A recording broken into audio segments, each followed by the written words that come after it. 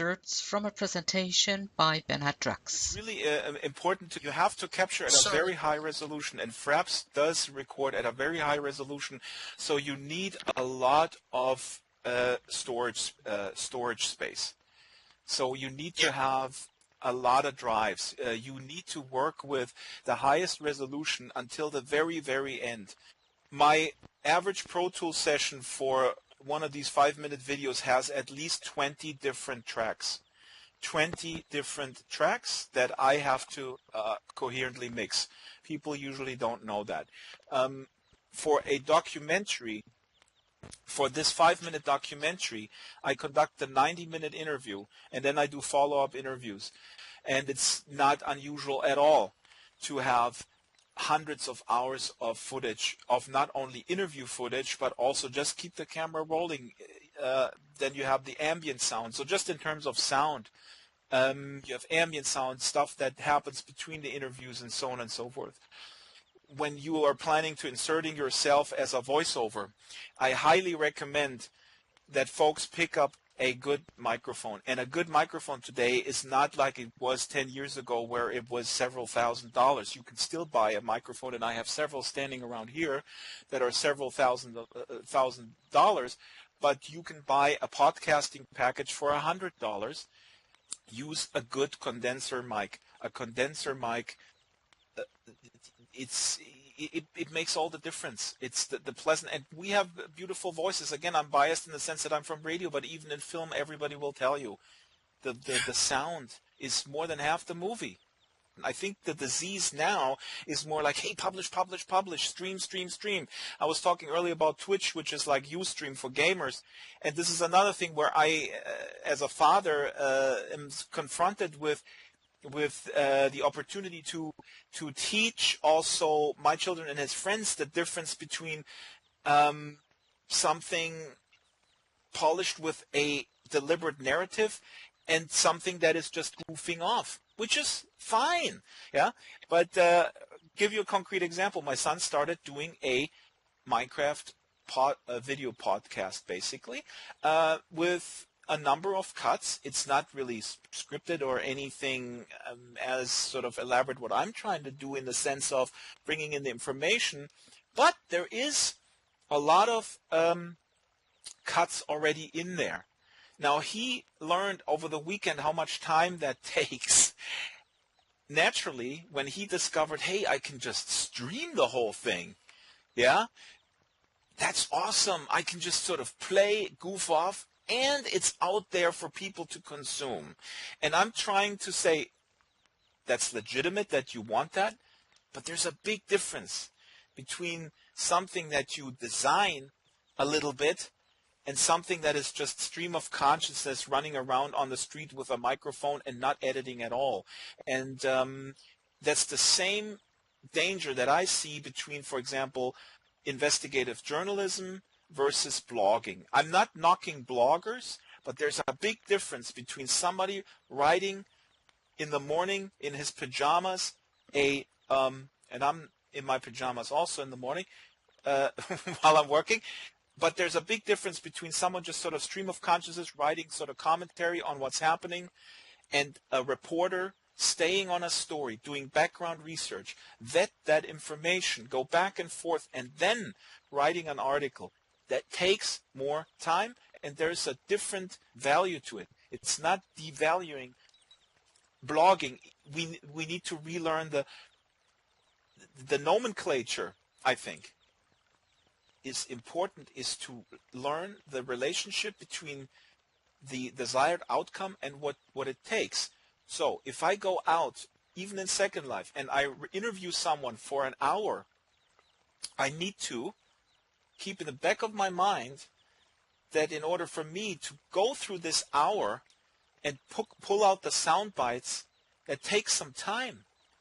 Yeah, I can't say, oh yeah, an hour, cool. Then yeah, so I have an hour audio, and then that's basically it. No, that's your raw material. Then you have to sift through that raw material. You have to rearrange it. I want people to express themselves in machinima, but they need to know where they stand. I cannot I cannot basically go to Thailand and do a 2-hour vacation movie of me grilling sausages on the beach and the sunset. There's amazing stuff in Second Life, and there's many different genres of machinima. But if I contrast this to, for example, World of Warcraft, and I think I said this the last time, in World of Warcraft there's a bunch of extremely well-written comedy shows. I don't know if they're still running, but there used to be quite a few. Very good stuff, and I haven't seen that in Second Life, and that is not due to the quality of Second Life machine visuals or anything. That's due to the story. That's due to the punchiness of the story. I've seen in Snarky's, what is it called? Snarky's Journal or Snacky's Journal and Oli Biff, these guys in World of Warcraft. This stuff is written like a top-rated comedy show like 30 Rock or The Office, stuff like that. Comedy shows are needed in machinimas, absolutely. Ole Etzler is doing a great job. Natasha has her own style. Natasha Rand. There's people. Hazel does great stuff. Hazel has a great style, by the way. So actually, it's about finding your own style. What else is needed in machinima? In Second Life, I would like to see educational. I would like to see more educational machinima. I would like to see a virtual travel guide in Second Life, for instance. But professionally done, not just lingering on a prefab house for 20 minutes and saying like, oh, it's a nice house, oh, it's nice. I'm not saying I've seen that, but I'm just describing the worst. Nobody watches that. Machinima is when you go on the ground and you work in real time, just like you go outside. Machinima is very closely related to independent filmmaking, where you go with equipment that is maybe not top of the line, but you go there with the passion, and then you want to film the sun, and all of a sudden it starts raining, yeah, and then you go with the flow. You go, oh crap, now it's raining, so I gotta maybe rethink my story or something. That's what, to me, machinima is. It's like I go into Second Life, I go to a public place, I want to film there, and then all of a sudden people show up that I don't want, but then they change my mind where I want to go. If I want complete, and don't get me wrong, I am a control freak on many levels, but if I wanted to have complete control, I would do this stuff, outsourcing in Blender and stuff like that. My son is showing me all these Minecraft machinimas.